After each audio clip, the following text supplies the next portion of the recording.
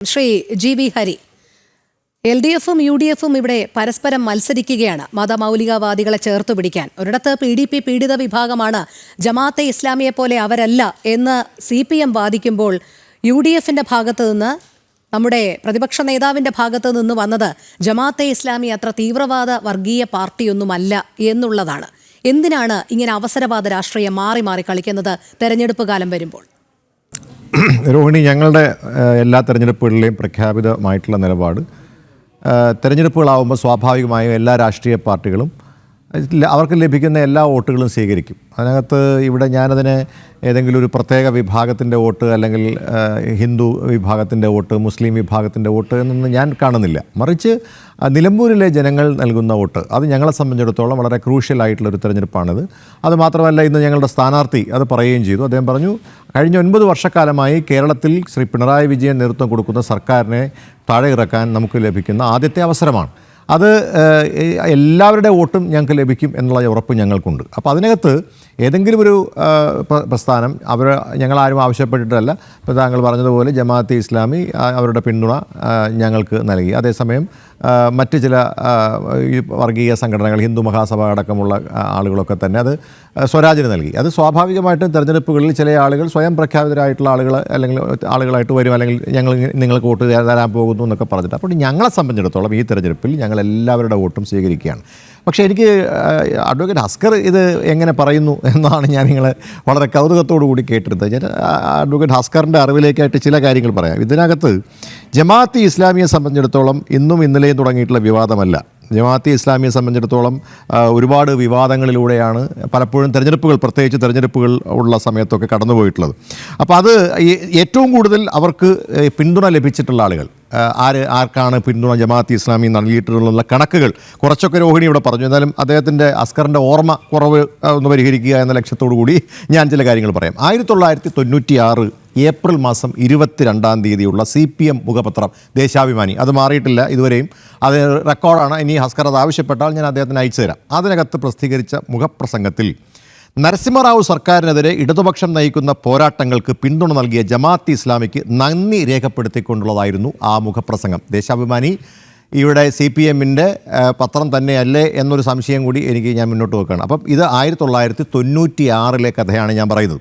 ഇനി 2008 നവംബർ മാസം 26-ാം തീയതി നിയമസഭയിൽ ശ്രീ ആര്യാടൻ മുഹമ്മദ് അവതരിപ്പിച്ച അടിയന്തര പ്രമേയത്തിന് അന്നത്തെ ആഭ്യന്തര വകുപ്പ് മന്ത്രിയായിട്ടുള്ള കോടിയേരി ബാലകൃഷ്ണൻ നൽകിയ മറുപടിയിൽ പറയുന്നൊരു വാക്ക് ഞാനിവിടെ എഴുതി വെച്ചിട്ടുണ്ട്. തീവ്രവാദത്തിൻ്റെ പേര് പറഞ്ഞ് ആര്യാടൻ മുഹമ്മദ് ജമാഅത്തെ ഇസ്ലാമിയെ വിമർശിക്കുന്നത് പാർലമെൻറ്റ് തെരഞ്ഞെടുപ്പ് മുന്നിൽ കണ്ടുകൊണ്ടാണ് എന്ന് നിയമസഭയിൽ അന്നത്തെ ആഭ്യന്തര വകുപ്പ് മന്ത്രിയായിട്ടുള്ള കോടിയേരി ബാലകൃഷ്ണൻ ആര്യാടൻ ജമാഅത്തെ ഇസ്ലാമിയെ വിമർശിച്ചു കളഞ്ഞു എന്ന വലിയൊരു കുറ്റമായി മുന്നിൽ കണ്ടു. ഇനി 2009 ലോക്സഭാ തെരഞ്ഞെടുപ്പിൽ, ഏറ്റവും അടുത്ത് നിൽക്കുന്ന ഡേറ്റൂടെ പറയാം, 2009 ലോക്സഭാ തെരഞ്ഞെടുപ്പിൽ 18 സീറ്റിലും LDFന് പിന്തുണ ലഭിച്ചത് ജമാഅത്തെ ഇസ്ലാമിയുടെ പിന്തുണ ലഭിച്ചത് ഞങ്ങൾക്കല്ല, LDFനാണ് ലഭിച്ചിട്ടുള്ളത്. ഇനി 2009 അത് വേറെ ആരുമല്ല, കേരളത്തിൻ്റെ മുഖ്യമന്ത്രി പറഞ്ഞ വാക്ക്. അദ്ദേഹം കണ്ണൂരിൽ നടത്തിയ 2009 ഏപ്രിൽ 14-ാം തീയതി. ഈ ഡേറ്റുകളൊക്കെ കൃത്യമായിട്ട് ഞാൻ പറയുന്നത് ചിലപ്പം ഞാൻ വെറുതെ പറയുകയാണെന്ന് ചിലപ്പോൾ അസ്കർ പറയാം. അഡ്വക്കേറ്റ് അസ്കർ അങ്ങനെ പറയുന്ന ആളല്ല, എന്നാലും ഞാൻ പറയുകയാണ്. കാരണം CPM കണ്ണൂരിൽ നടത്തിയ വാർത്താ സമ്മേളനത്തിൽ പിണറായി വിജയൻ പറഞ്ഞ മറുപടി ഇങ്ങനെയാണ്: മുസ്ലിം സംഘടനകളിൽ വ്യക്തമായ രാഷ്ട്രീയ നിലപാടുള്ള സംഘടനയാണ് ജമാഅത്തെ ഇസ്ലാമി. അപ്പോൾ ഇത്രയും ആളുകൾ, പിണറായി വിജയൻ, ദേശാഭിമാനി, കോടിയേരി ബാലകൃഷ്ണൻ, ഇത്രയും ആളുകൾ ജമാഅത്തെ ഇസ്ലാമിയെക്കുറിച്ച് പറഞ്ഞ കാര്യങ്ങളാണ്, ഇത് രേഖയിലുള്ള കാര്യങ്ങളാണ് ഞാനിവിടെ ഈ ചർച്ചയിൽ പറയുന്നത്. അപ്പം ഞാൻ ചോദിക്കട്ടെ, ഇപ്പോൾ നമ്മൾ തമാശയായിട്ടൊക്കെ പറയാറുണ്ട്, ഞങ്ങളിട്ടാൽ ഇത് ബർമുഡ, നിങ്ങളിട്ടാൽ ഇത് വള്ളി ട്രൗസർ എന്ന് പറയുന്നൊരു നിലപാട് ജമാഅത്തെ ഇസ്ലാമിയുടെ കാര്യത്തിൽ ഇവരെടുക്കുന്നു എന്നുള്ളത് വളരെ കൗതുകകരമായിട്ടുള്ള ഒരു കാര്യമാണ്. അപ്പോൾ ഇത്രയും കാലം അവരെ പിന്തുണച്ചു. ഒരു സുപ്രഭാതത്തിൽ ഈ കഴിഞ്ഞ 9 വർഷത്തെ കൊള്ളരുതായ്മ കണ്ട് സഹിക്കവയ്യാതെ ആ പിന്തുണ പിൻവലിച്ച് ഈ തെരഞ്ഞെടുപ്പിൽ ഞങ്ങളെ പിന്തുണയ്ക്കാൻ ജമാഅത്തെ ഇസ്ലാമി തയ്യാറായപ്പോൾ അവരിപ്പോൾ വർഗീയവാദിയായി. അപ്പോൾ ഇതുകൊണ്ടാണ് ഇന്ന് ബഹുമാനപ്പെട്ട പ്രതിപക്ഷ നേതാവ് പറഞ്ഞത് ഓന്ത് നാണിച്ചു പോവും ഇവരെ കണ്ടെന്നുള്ളതാണ്. CPMൻ്റെ ഈ നിലപാട് കണ്ടിട്ട് കേരളത്തിൻ്റെ പ്രതിപക്ഷ നേതാവ് നടത്തിയ പത്രസമ്മേളനം ശ്രദ്ധിച്ചിട്ടുണ്ടാവും.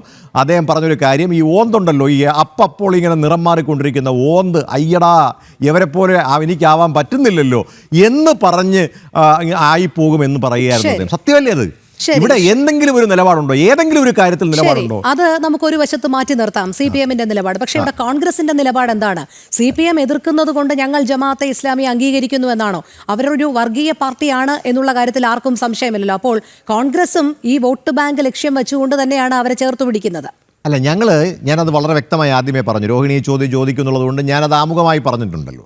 അതായത് ഞങ്ങളെ സംബന്ധിച്ചിടത്തോളം കഴിഞ്ഞ 9 വർഷക്കാലത്തെ പിണറായി സർക്കാരിനെതിരായി ഞങ്ങൾ മുന്നോട്ട് വെച്ചിട്ടുള്ള കാര്യങ്ങൾ, അല്ലെങ്കിൽ അവർ ചെയ്തിട്ടുള്ള ഈ കേരളത്തിനെതിരായിട്ട്, അല്ലെങ്കിൽ കേരളത്തിൻ്റെ വികസനത്തിനെതിരായിട്ട് അവർ ചെയ്തിട്ടുള്ള കാര്യങ്ങളൊക്കെ ജനങ്ങളുടെ മുമ്പിൽ വെക്കാൻ ഒരു പ്രതിപക്ഷ നിലയിൽ ഞങ്ങൾക്ക് സാധിച്ചിട്ടുണ്ട്. അതുമാത്രമല്ല, ഇവിടെ കേരളത്തിലെ സാധാരണക്കാരൻ്റെ പ്രശ്നങ്ങൾ അഡ്രസ്സ് ചെയ്യാൻ ഞങ്ങൾക്ക് സാധിച്ചിട്ടുണ്ട്.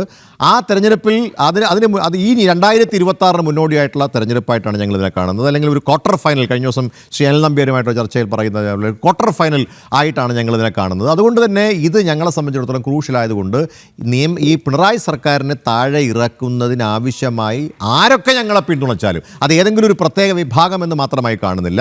നിലമ്പൂരെ ജനങ്ങൾ ഏത് വിഭാഗത്തിൽപ്പെട്ട ജനങ്ങളാണെങ്കിലും ആ ജനങ്ങളുടെ വോട്ട് ഞങ്ങൾ 2 കൈയും നീട്ടി സ്വീകരിക്കും. ഞങ്ങൾക്ക് ഒറ്റ അജണ്ടയേ ഉള്ളൂ, ഈ സർക്കാരിനെ താഴെ ഇറക്കുക എന്നുള്ളതാണ്.